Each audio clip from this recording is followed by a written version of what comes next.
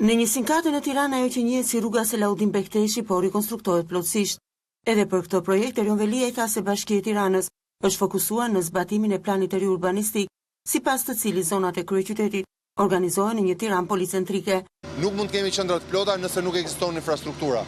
Pra, në Laprak kemi spitalet, kemi një kinema, kemi disa shkolla, kemi disa kopshte, kemi disa banka. Po kështu dhe në zonën e kinostudios njësisë 4 dhe të Bregut Lumit. Rruga do të sjellë edhe zhvillimin, e mbas shikojmë që t'i japim të gjithë zonës atë që pritet që të kenë jo më banorët e zonës parë, zonës 2, jo zonës së qytetit dhe zonës së periferisë.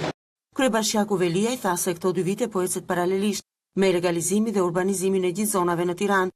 Për më tepër urbanizimi i kësaj zone, sipas tij është i rëndësishëm edhe për faktin se rrit vlerën e banesave në to.